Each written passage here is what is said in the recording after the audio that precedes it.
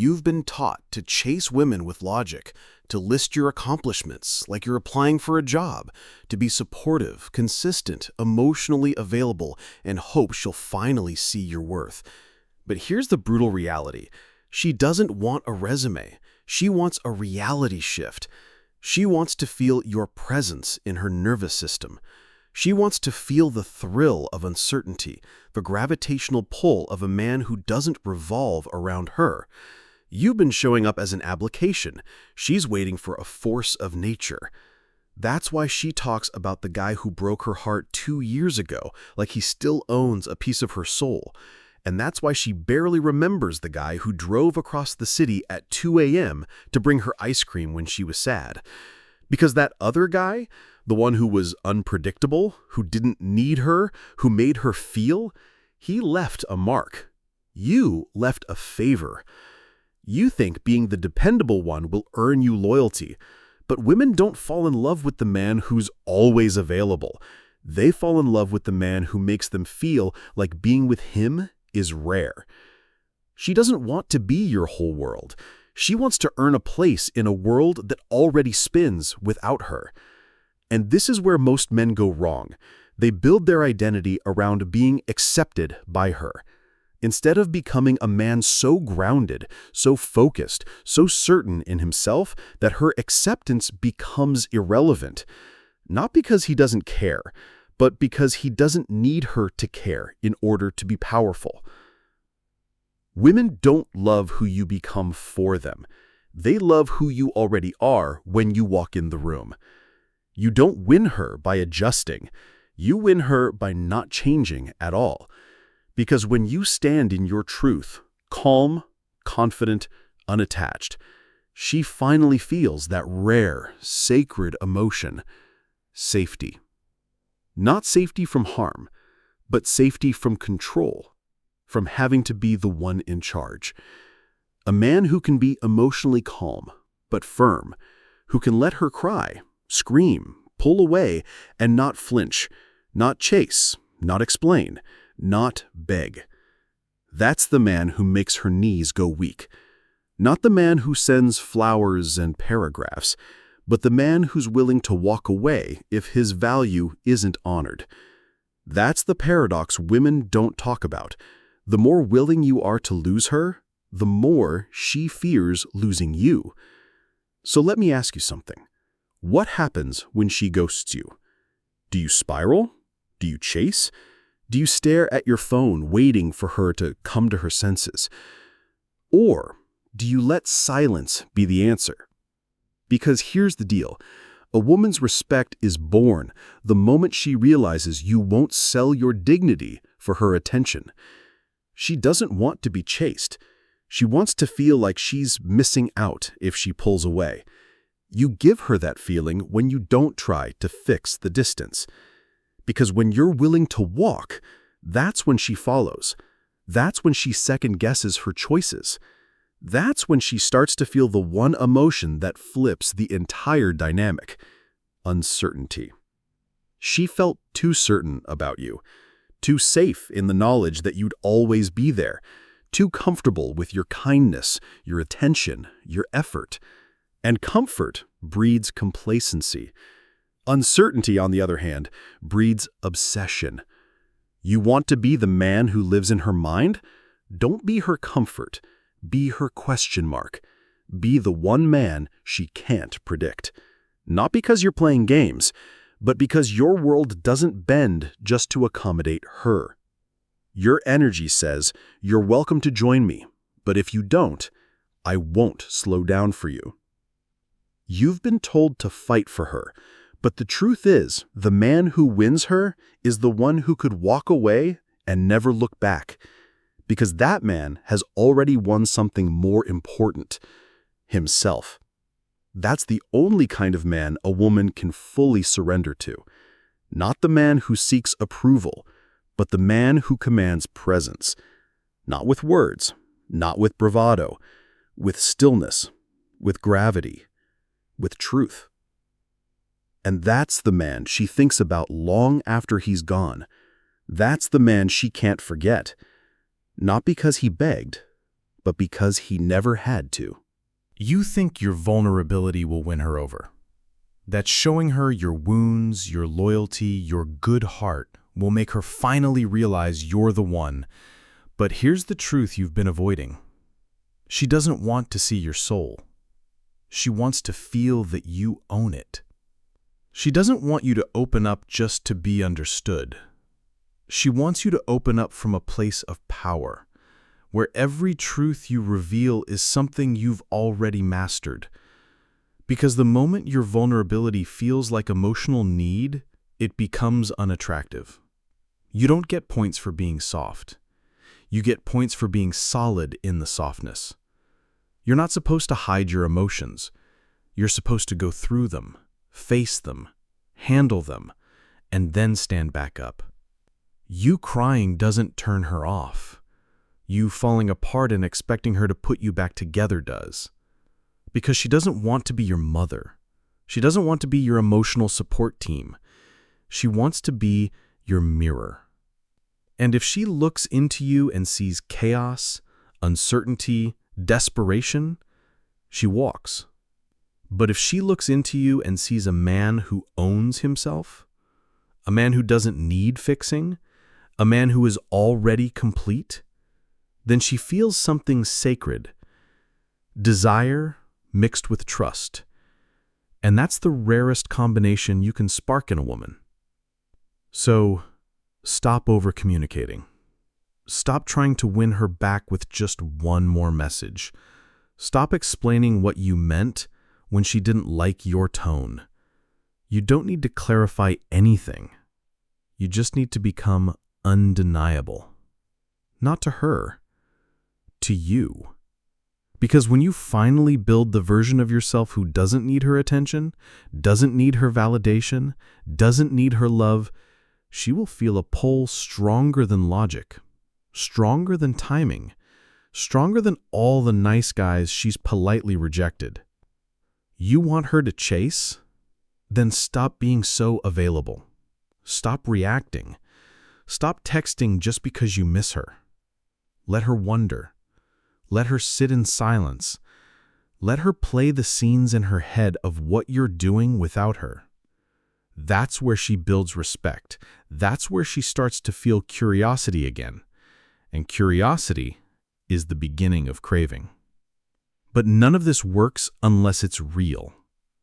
Unless you're actually doing the work, not faking indifference, not pretending to be high value while you stalk her stories and refresh her page. I'm talking about becoming the man who doesn't flinch. The man who walks into a room and brings stillness with him. The man whose time is sacred, whose energy is expensive, whose standards are brutal. You're not supposed to earn her love by sacrificing your own dignity. You're supposed to live in such a way that she earns your presence. Because here's the truth no one wants to say. She already knows if she respects you. She knows within the first few interactions. She knows if she can test you and get away with it. She knows if you're the kind of man who bends to keep her, or the kind who doesn't even flinch when she walks away. And that's the man who haunts her. Not the one who cried when she left, but the one who didn't chase, didn't explain, didn't beg. The one who smiled and let her go. This is what most men never understand. You don't get her back by being more available. You don't win her heart by proving you're a good guy. You don't become irresistible by showing her how badly you want her. You become irresistible the moment she realizes you're not afraid to live without her. Most men will never get this. They'll keep chasing ghosts. They'll keep replaying conversations, analyzing texts, wondering if maybe, just maybe, if they say the right thing, she'll come back. But women don't come back for perfect words. They come back when they feel something they can't explain. And that something? It's you. But only once you've stopped giving a damn. Not out of bitterness, not out of anger, but out of liberation. out of finally realizing that your life is too big, too important, too beautiful to be centered around someone who made you feel small. You've been programmed to believe that love is about holding on, but sometimes the most powerful form of love, especially for yourself, is to let go so completely that your absence becomes louder than your presence ever was. You think love is sacrifice, but real love doesn't require self-abandonment. Real love demands self-respect. And the truth is, a woman cannot love you more than you love your own standards. So when you finally walk away from the things you used to beg for, when you stop explaining your worth, when you stop giving discounts on your time, your loyalty, your presence, that's when you feel it. Not a loss, but a return to yourself. Because the minute you stop needing her is the minute you start being you again. The version of you that doesn't chase, doesn't overthink, doesn't look at his phone like it's a report card for his masculinity.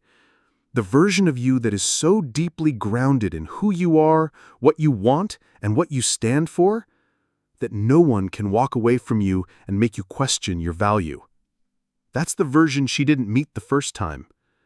That's the version who doesn't text her, doesn't wonder what went wrong, doesn't check in. And ironically, that's the version she starts dreaming about the moment she realizes she lost him. Let her feel that loss. Let her sit in the void of your absence. Don't rush to fill it. Don't try to comfort her. Let her remember the version of you who was too available, too forgiving, too soft. And let her compare that to the man who no longer reaches out. Because the second she feels like she's no longer in control, that's the second you get your power back. And it's not about revenge. It's not about playing mind games. It's about finally understanding that your worth was never hers to decide. She doesn't validate you. She doesn't complete you. She doesn't make you powerful. You were powerful the moment you stopped needing her to see it. And now you live it. Now you walk like it. Now you speak like it. Now you love like it. Rarely, wisely, selectively. And when she feels that shift, when she feels your silence instead of your sympathy, she'll know. She'll feel it in her chest that she lost a man who doesn't chase anymore, because he finally became the man no woman ever leaves without regret. You don't get her back by waiting. You get her back by never needing her again. All this time, you've been doing exactly what they told you. Be kind, be respectful, show her you care, communicate openly. You were told that the key to a woman's heart was patience, emotional vulnerability, and effort. So you gave her your best version. You texted her good morning. You remembered her favorite drink. You asked her how her day went, even when she never asked about yours. You canceled plans to see her, even though she left you on red the night before. And in your mind, that was love. That was what a real man does. But now you're sitting in silence, wondering why she doesn't want you anymore. Why she stopped smiling when you walked into the room. Why she's suddenly not ready for something serious, but somehow ready for someone else a week later. Here's the truth no one tells you. You weren't rejected for being bad. You were rejected for being forgettable, predictable, easy to get, easy to move on from. And it's not because she's heartless. It's because women aren't wired to feel love through obligation. They're wired to feel it through emotion, through feeling something. By the end of this video, you'll know exactly how to stop being the guy women forget and start becoming the man they can't stop thinking about. Women don't fall in love with how nice you are. They fall in love with how you make them feel in your presence. They fall in love with your weight in a room, your calm certainty, your self-respect that tells them without a word, you can't manipulate me. But you don't realize that. You think love is something you earn by showing effort. You think, if I keep proving myself, she'll see how good I am. And that's the exact moment you lose her. You're showing effort, but you're not showing gravity. You're giving her attention, but attention from a man she doesn't respect isn't a gift. It's a burden. Because deep down, she knows she controls the dynamic. She knows she can flake on plans, make you wait, ignore your texts, and you'll still be there. Not because you're strong, but because you're scared. Scared she might leave. Scared you won't find better. Scared to lose the one person who barely even wants to stay. So you shrink. You please. You over-explain. And every time you do, her attraction quietly dies. Not because she's cruel, but because the part of her that needs to feel pulled, the primal, emotional, feminine part, is suffocating under your neediness. Let me be brutally clear. If you're chasing a woman who is unsure about you, you've already failed the most important test. Because she didn't want a man who would chase. She wanted a man she had to catch up to. Women test, not out of malice, but out of instinct. They test to feel your strength, not your physical strength, your emotional spine. They push you emotionally to see if you'll fold. They bait you with silence, attitude, flirty games, even disrespect. Not to destroy you, but to feel safe around something that cannot be shaken. And most men fail that test without even knowing they're being tested. They explain themselves, apologize for being misunderstood, offer reassurance too quickly, all because they're trying to protect the connection. But in doing so, they prove they were never strong enough to carry it in the first place. You think she left because you weren't enough, but she left because you gave too much of yourself too soon, and she felt nothing. Nothing except the pressure of being loved by someone who clearly needed her more than she needed him. And the truth? No woman wants to be your oxygen. She wants to feel your presence, not your dependence. This is why the men who seem cold or detached are the ones she obsesses over. Because deep down, she knows they're not afraid to lose her. And that makes her chase. That makes her want to earn what's not freely given. You want to know why she keeps running back to the guy who ignores her? Because she feels like he's above her. Not in status, not in wealth, in emotional hierarchy. She feels like he could leave at any time. But you'd wait outside her house in the rain just to hand her closure. That's the difference. That's what she feels. And the cruel part is, she might even respect you for your kindness. But respect isn't attraction. Pity isn't desire. And in the realm of relationships, being liked is nothing compared to being craved.